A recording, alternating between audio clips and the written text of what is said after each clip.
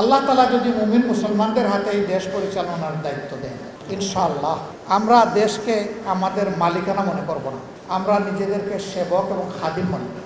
মানুষ বহু পরিকল্পনা করে, সব পরিকল্পনা বাস্তবায়ন হয় না, কিন্তু আল্লাহ যা পরিকল্পনা করেন তার সব কিছু বাস্তবায়ন হয়, কিছু ব্যর্থ হয়।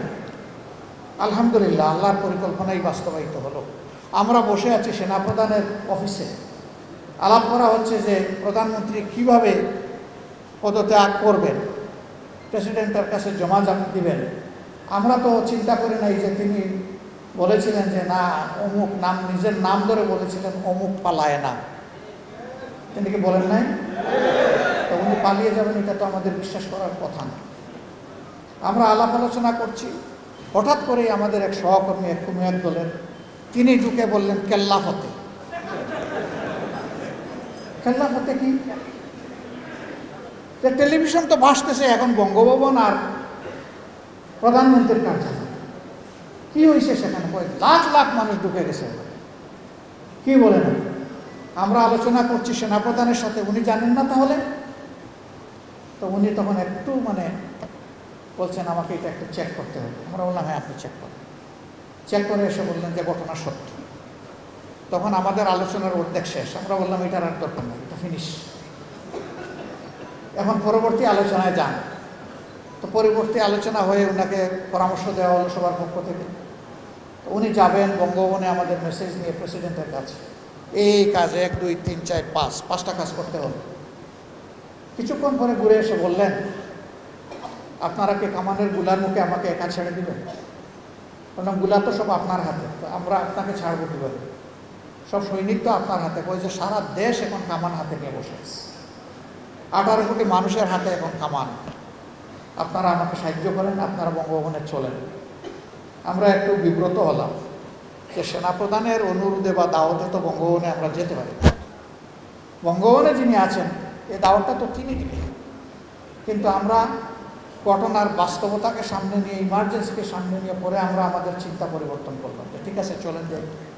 এরপরের দৃশ্য সব আপনারা জানেন। আলহামদুলিল্লাহ, এইভাবে আমাদের দেশ থেকে স্বৈর শাসন নিমিষের তরে বাতাসে উড়ে যাবে, এটা কি কেউ চিন্তা করেছিল?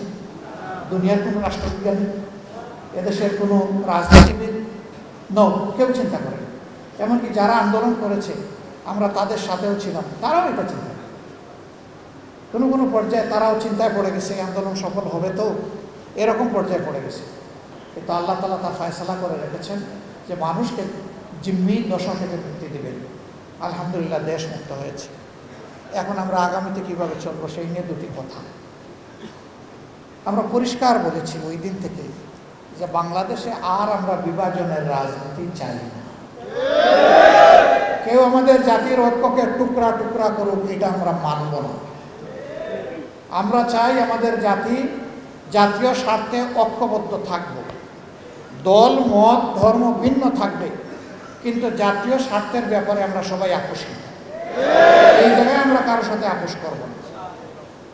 এর উদাহরণ দুনিয়ায় ভুরি ভুরি আছে। ইনশাআল্লাহ আমরাও পারব। আমরা বলেছি এই দেশে আমরা মেজরিটি মাইনরিটি একেবারেই মানি না। এটা বলে কিছু মানুষের উপর স্নায়ুর চাপ প্রয়োগ করা হয়।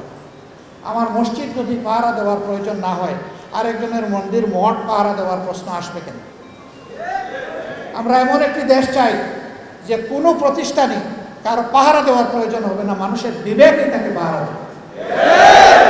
প্রত্যেকটি ধর্মের মানুষ তার ধর্মকর্ম সে অত্যন্ত স্বস্তির সাথে পালন করবে। ইসলাম কারো উপর জোর জবরদস্তি একেবারেই অনুমোদন দেয় না।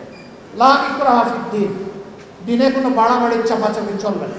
আমি হাসপাতালের বেডে তাদেরকে দেখতে গিয়েছি, জিজ্ঞেস করেছি আপনার কেমন লাগে, আপনি কি মন খারাপ করেছেন? কারণ আমি খুশি। আপনি খুশি? পা হারিয়ে খুশি, হাত হারিয়ে খুশি, চোখ হারিয়ে খুশি? বলে হ্যাঁ আমি খুশি। কেন ভাই আপনি খুশি? কয়েছে দেশ স্বাধীন করেছে। আল্লাহু আকবার।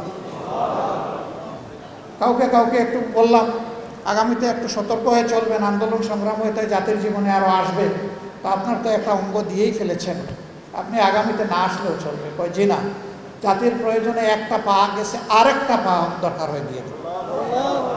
যে জাতির সন্তানেরা এইরকম কমিটমেন্ট নেয়, এই জাতিকে কেউ দাবায় রাখতে পারবে না ইনশাআল্লাহ।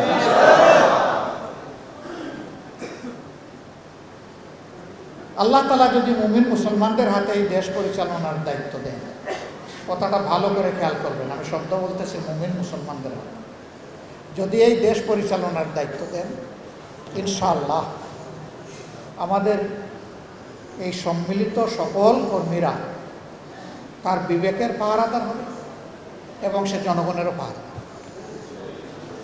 আমরা দেশকে আমাদের মালিকানা মনে করব না। আল্লাহ তাআলা যদি এইরকম কোনো সুযোগ দেন, আমরা নিজেদেরকে সেবক এবং খাদিম মনে করি। যদি সেই সেবাটা আল্লাহ কবুল করেন, নিজেদেরকে আমরা সৌভাগ্যবান মনে করি। আমরা আপনাদেরকে কথা দিচ্ছি,